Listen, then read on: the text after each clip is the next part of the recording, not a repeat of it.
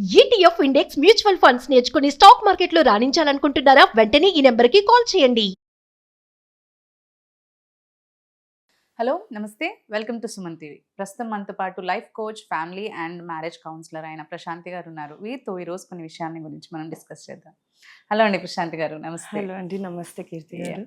So మనం relationships గురించి చాలా ఎక్కువగా మాట్లాడుకోవాలి. ఎందుకు అంటే ఇప్పుడు ఎవ్రీ మ్యారీడ్ కపుల్స్లో మనం చూస్తూనే ఉంటాం, ఐదర్ డిస్ప్యూట్స్ లేదంటే డైవర్స్ కేసెస్ ఎక్కువగా చూస్తున్నాం.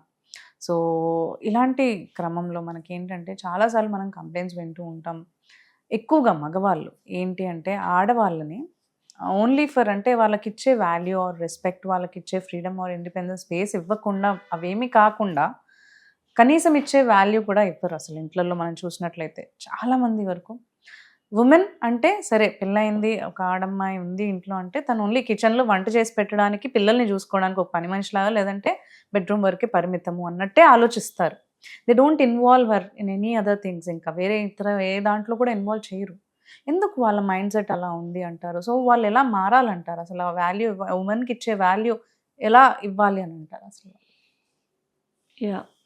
సో ఒక మొగాడు పెళ్ళాంని ఎలా ట్రీట్ చేస్తున్నాడు అనేది వాళ్ళకి ఎక్కడి నుండి వచ్చింది, వాళ్ళ రోల్ మోడల్స్ ఎవరు, వాళ్ళ ఇంట్లో తల్లిదండ్రులు, వాళ్ళ ఇంట్లో ఏం చూస్తూ పెరిగారు.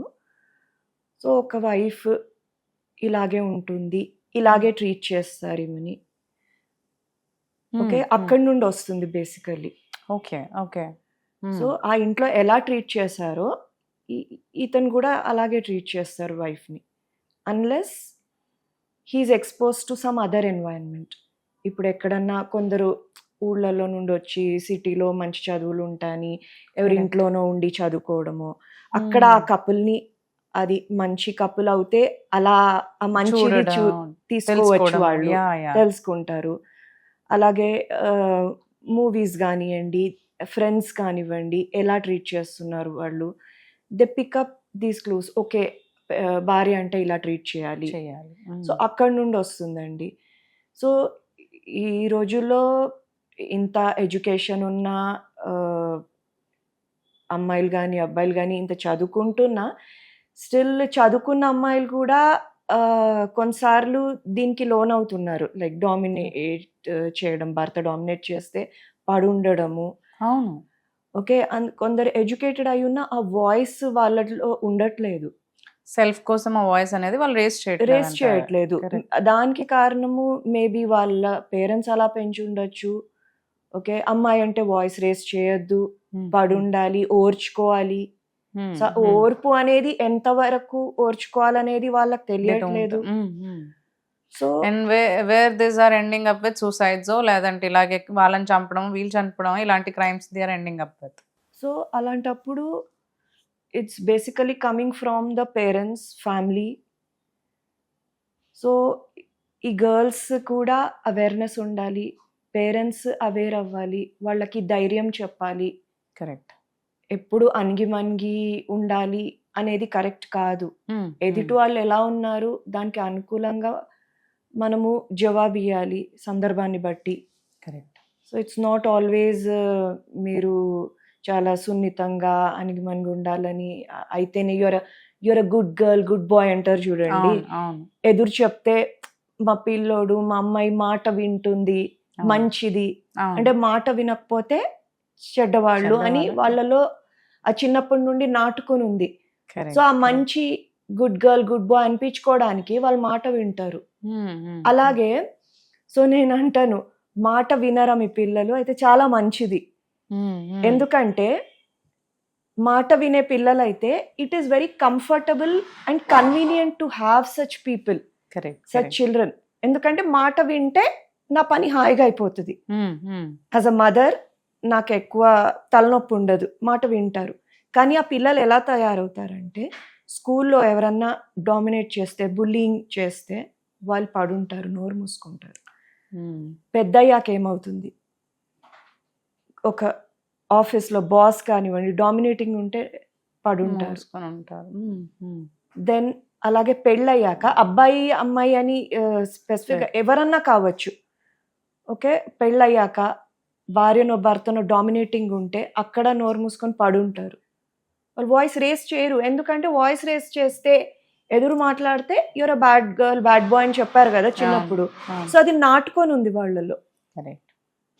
So it is so very important. మనము ఎలా పెంచుతాము ఆ కొంచెము డిస్కంఫర్ట్ పేరెంట్స్కి, నువ్వు మాట వినవు కదా బ్యాడ్ గర్ల్ బ్యాడ్ బాయ్ అన్నందుకు. So it is life long impacting. వాళ్ళు పెద్దయ్యాక కూడా ఎవరే డామినేట్ చేసినా వాళ్ళు పడుంటున్నారు. కరెక్ట్. సో ఇది మంచిదా? కొంచెము వాళ్ళు ఏదో మీకు ట్రబుల్ చేస్తే ఓర్చుకొని వాళ్ళకి సర్ది చెప్పడము మంచిదా అంటారు. Yeah. Correct correct. So the choice అక్కడ విత్తనం నాటేది పేరెంట్స్. వాళ్ళ కంఫర్ట్ కోసము అరిచి ఏ అని ఇట్లా కళ్ళు ఎర్ర చేస్తే వాళ్ళు భయపడిపోయి మాట వింటున్నారు.